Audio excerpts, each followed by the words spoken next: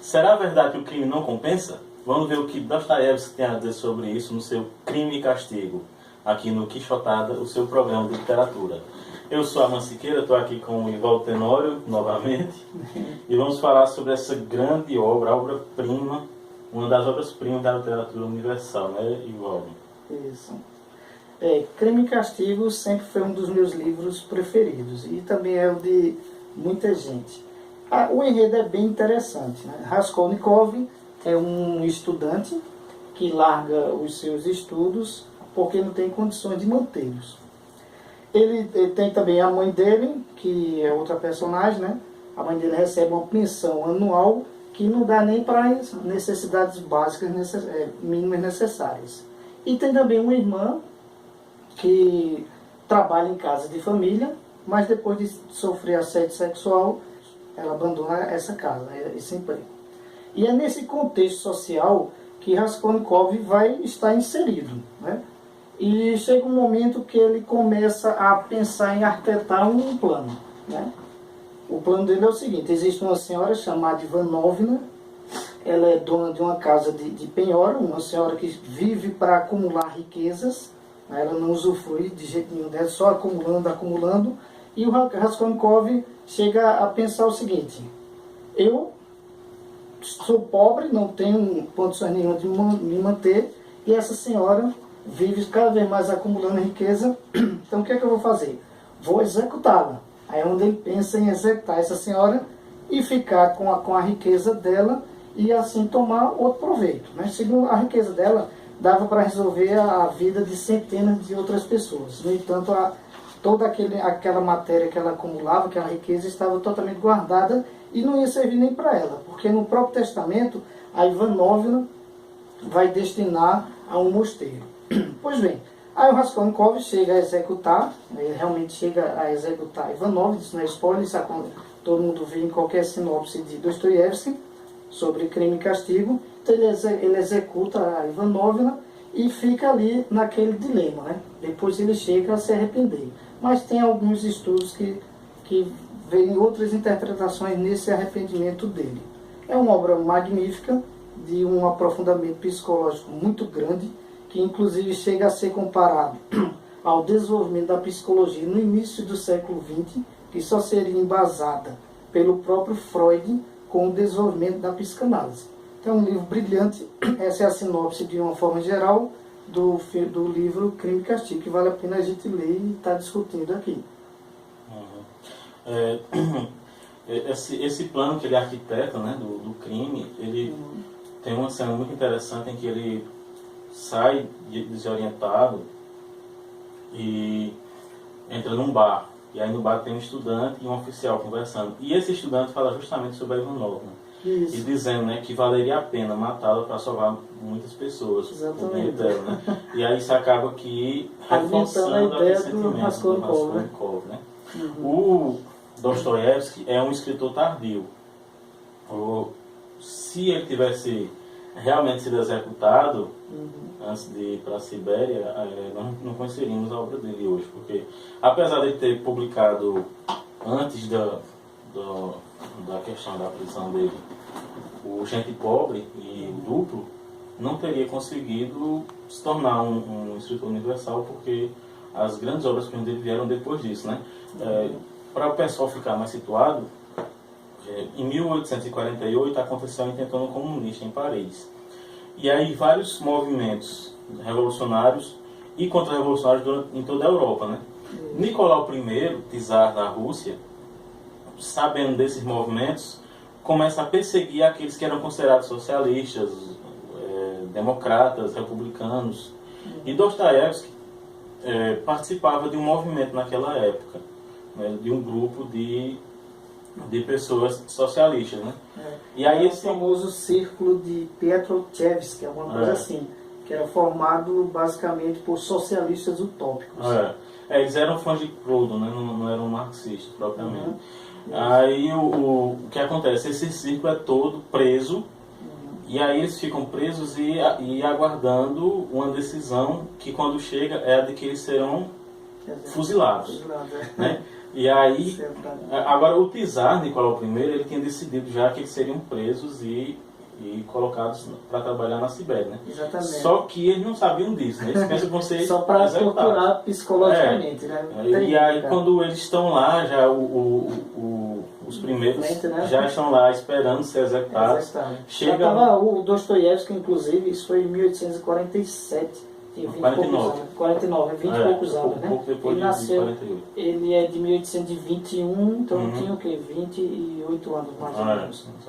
Aí, nesse momento, ele já estava, inclusive, com o capu, né? Ele já estava com a máscara mesmo diante do pelotão de fuzilamento. Aí chega o encarregado do czar para dizer que foi computada a pena de fuzilamento por um ano de trabalhos forçados por 8 anos. Aí Dostoiévski vai para a Sibéria, mas lá a pena dele é alterada para apenas 4 e aí ele sai. Exato. Mas esse momento dele, à beira da morte, é totalmente um divisor de águas na vida do Dostoiévski, né? Ele, a partir daí, ele muda totalmente, né? Inclusive, as ideias que ele tinha, ele começa a reconsiderá-las. E ele passa a ser um defensor fervoroso da Igreja Ortodoxa Russa, né? Tanto que, na maioria do livro dele posteriores a esse momento, quando ele volta para São Petersburgo, são, de certa forma, críticas a determinados movimentos, né?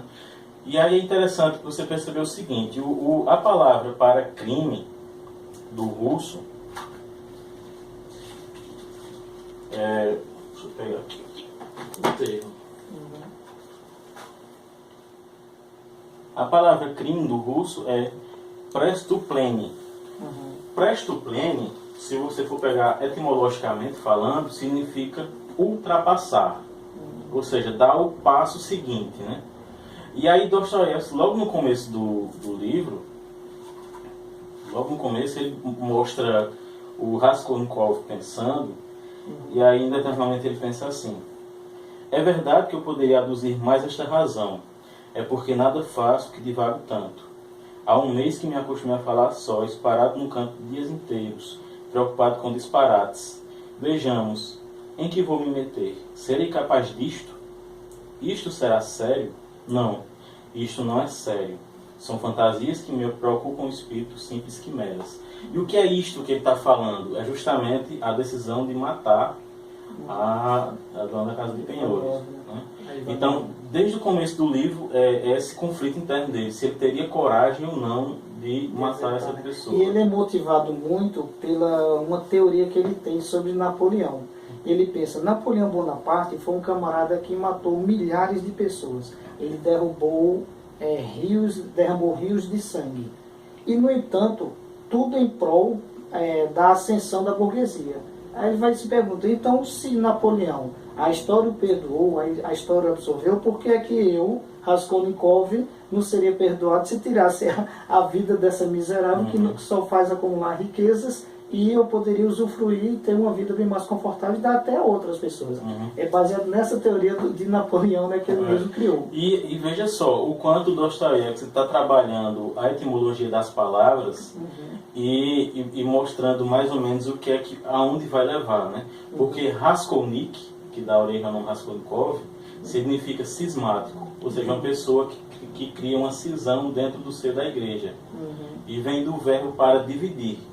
Então, o que é que ele está dizendo? Ele está dizendo que a pessoa que comete um crime, ela divide a sociedade. E ao mesmo tempo está dizendo que o Raskolnikov é uma pessoa dividida. Então, o conflito interno do Raskolnikov é muito importante na obra. Você vai ver da primeira até a última página, ele tentando lidar com um crime que ele pode cometer, depois com um crime que ele vai cometer, depois com um crime que ele já cometeu. E quando você pega a correspondência de Dostoiévski, é bem interessante porque ele tinha falado com o editor dele que ia escrever 2 romances, um de manhã e outro à noite. E aí ele ia terminar esses 2 romances e entregar a ele. Só que um desses romances era o Crime e Castigo, que seria em primeira pessoa e seria apenas a história do próprio Raskolnikov contando, relatando a história dele. E teria outro que seria Os Bêbados, que acaba que ele queima o manuscrito original do primeiro Crime e Castigo, esse em primeira pessoa. Queima, os russos gostam de queimar os livros dele, né? Logo, né? Começou com o pai do romance russo, né? Eles adoravam queimar os próprios livros, né? Os manuscritos. Aí ele queima esse primeiro rascunho e aí junta as duas histórias. Sônia, a boa prostituta do Crime e Castigo, ela estaria... Tem uma relação, uma certa afeição por ela, né? E ela estaria no outro livro, Nos Bêbados, porque ela se torna prostituta porque o pai é um bêbado, um alcoólatra que gasta o dinheiro da família, né? Marmeladov, que é um dos personagens também importantes do Crime e Castigo, né? Então o que é que Dostoiévski faz? Ele pega esses dois livros e transforma nessa obra-prima, né? Ele consegue perceber o quanto as duas histórias poderiam fazer uma só história que é arrebatadora, né? Isso. Agora, voltando ainda à cena, vamos dizer assim, a cena do crime, é interessante observar que o próprio Raskolnikov, apesar de seus pensamentos, seus diálogos após a morte da Ivanovna, ele não vai se arrepender pela morte da Ivanovna. Ele se arrepende muito porque no momento que ele mata Ivanovna, aparece a irmã. Aí é forçado a matar também a irmã. Aí ele fica arrependido. E é uma cena crua, né? Crua, exatamente. Rapaz, ele mata a Ivanovna com uma machadinha, né? E faz muito pior com a irmã dela. Aí ele se arrepende por esse momento, né? Por ter matado ela. E se arrepende também, curioso, porque isso foi apenas uma tentativa de apenas um princípio que não deu certo, que fracassou. Ele se arrepende por isso. Ele executa a Ivanovna também, mas ele fracassa naquilo que seria apenas um começo de uma ideia que ele tinha, baseado na teoria de Napoleão. Aí, por falar na irmã da Ivanovna, ela é uma pobre coitada que vive trabalhando o dia inteiro, e inclusive trabalha para fora. E tudo que ela ganha... Ela é injustiçada. Exato, é injustiçada. Tudo que ela ganha, ela dá para a Ivanovna. Ivanovna não vai deixar nada por ela. Aí a gente começa a perceber que há uma crítica muito grande ao capitalismo ali. Aí você viu que o Dostoiévski ele participou desse círculo de socialistas utópicos, e é na figura da Ivanovna que ele vai combater o capitalismo. O que é a Ivanovna? Ivanovna é uma mulher que explora, que acumula riquezas, que ela inclusive comete agiotagem, né? Ela empresta dinheiro às pessoas, obriga que elas deixem alguma penhora e muitas vezes termina ficando com aqueles objetos, são relógios, anéis, por um preço muito abaixo. Ou seja, nunca paga, mesmo assim não paga, né? Não paga, e quando atrasa então, aí ela pega aquela penhora, aquela coisa toda. Então uma crítica muito grande ao capitalismo representado na figura da Ivanova. E ao mesmo tempo uma crítica aos movimentos radicais, né, também, que ele está dizendo o seguinte: olha, vocês vão ter coragem de fazer, vocês vão ter coragem de ultrapassar a fronteira do crime, vocês vão ter coragem de cometer uma atrocidade como essas, né? Isso traz consequências psicológicas, você traz consequências para a sua vida, para a sociedade de modo geral, né? Então, os diálogos do Raskolnikov com a Sônia são importantíssimos para você perceber mais ou menos o que Dostoiévski está querendo dizer ali. O Nabokov, que também é outro grande escritor russo, né? No curso de literatura russa, esculhamba Dostoiévski, né? Ele diz que ele é medíocre enquanto escritor menor, que o Crime e Castigo padece de ignorância artística e moral, entre outras coisas. Mas depois ele diz que, assim como ele não tem ouvido para música, ele também não tem ouvido para Dostoiévski, né? Então o problema é dele, não é do Dostoiévski. É curioso observar essa crítica que ele faz, mas veja só, existe o Turgenev que foi um grande rival de Dostoiévski, mas o Turgenev tinha uma admiração muito grande pelo Dostoiévski, chegou inclusive a comparar o próprio Dostoiévski com o Dante, em especial por conta de Crime e Castigo, fazendo uma analogia com o inferno de Dante, né? Da comédia, no caso. Aí um rival faz isso, né? Ele dizer que é rival, todos ideologicamente. E para não dizer que Nabokov só falou besteira, ele faz um comentário muito interessante. Ele diz o seguinte: os cenários de Dostoiévski, atmosfera, a atmosfera, a forma como o pessoal se veste, não importa o clima atmosférico. O que importa é o clima psicológico. Então você não vai na obra dele identificar se é inverno, se é verão, se está à noite, se está dia. Alguns momentos, né, você sabe que é de madrugada e tal. Mas o que importa é o tempo psicológico. E aí você percebe o quanto... Então Dostoiévski lança, com esses livros dele, justamente essa questão do romance psicológico, né? O tempo psicológico passa a ser muito importante para a literatura. Hoje em dia você não imagina um grande romance, ou até um grande conto, né, moderno, que não tenha esse tempo psicológico, que não use do discurso indireto livre, para mostrar ao leitor o que é que está se passando na cabeça do personagem. A trama psicológica, a trama moral, é tão ou mais importante do que o enredo.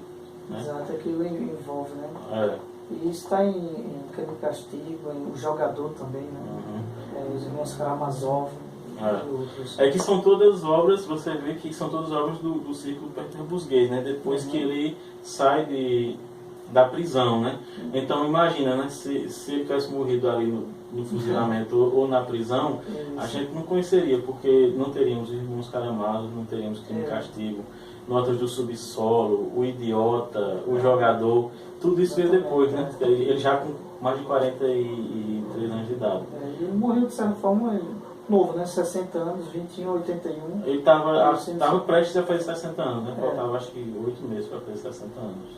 Foi também epilético, né? Como, era também epilético. Acho que devia ser isso. E os personagens dele geralmente têm algum problema psicológico, né? Tem alguma coisa, tipo, ou são histéricos, ou epiléticos, ou psicopatas. Eles têm algum problema psicológico que meio que os deixa desorientados. Né?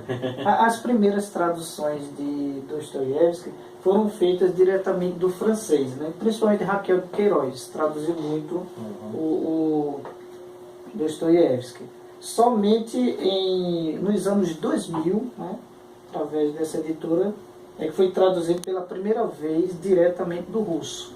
E eu tive a oportunidade tanto de ler a tradução direta do francês, como essa aqui diretamente do russo. E ambas me cativaram. Essa aqui em especial, pensei que eu ia ter até uma certa decepção, mas quando li, eu fiquei muito encantado com a trama, com a história, né? Bem interessante. Eu vi uma fala de uma professora de literatura russa lá da PUC, se não me engano, que é russa, e ela diz que conhece o texto russo quase decorado, e que quando vai ver as traduções que fizeram do francês para o português, se perde muita coisa. Enquanto que essa tradução, ela seria mais indicada, a do Paulo Bezerra, porque é direto do russo e é bem fiel.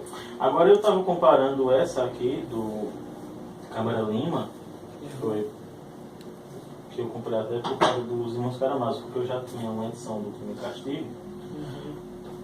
Aí comprei porque eu não tinha dos Irmãos Karamazov, e aí a caixinha ficou linda, né? A Nova Fronteira, do Câmara Lima, eu estava comparando com a tradução para o inglês, de uma edição da Penguin Books, que foi publicada na Inglaterra. E eu achei bem parecido, assim, vamos dizer, se eu fosse traduzido do inglês, ficaria muito parecido com essa tradução aqui.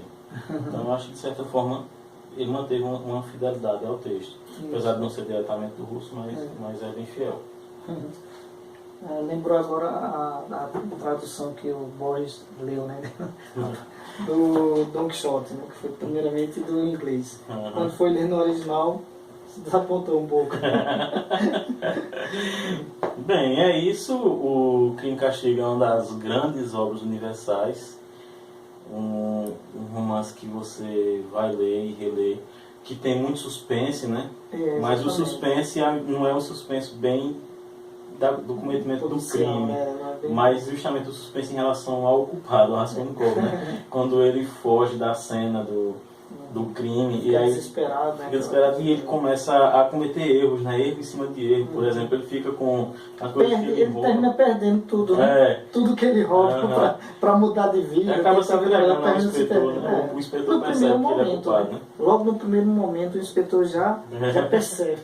É muito ingênuo. Agora é interessante, ele era um jovem, assim, a gente observa, muito inteligente, né? Ele era de um conhecimento cultural bastante grande, bastante aprofundado, né? Mas se perdia, né, nessas ingenuidades, chega a ponto até de se entregar diretamente aí. E tem uma coisa lá na Rússia, né, que eles dividem muito essa questão das classes sociais economicamente, mas também tem uma coisa chamada inteligência. São aquelas pessoas que, apesar de não serem da nobreza, mas pelo seu conhecimento fazem parte da intelectualidade, né, se podemos dizer assim.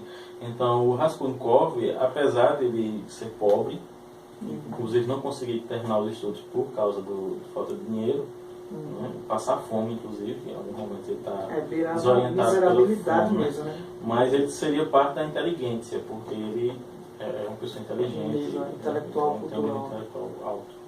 Isso. O Crime e Castigo, então, fica super indicado aqui para os nossos telespectadores. Leitura de cabeceira, livros de cabeceira. Não esqueçam de fazer a inscrição, curtir, comentar. Se quiserem fazer alguma proposta de pauta, algum livro que vocês gostem, que querem conversar com a gente a respeito, pode também colocar aí nos comentários. E a gente se vê no próximo programa aqui no Quixotada, o seu programa de literatura. Isso.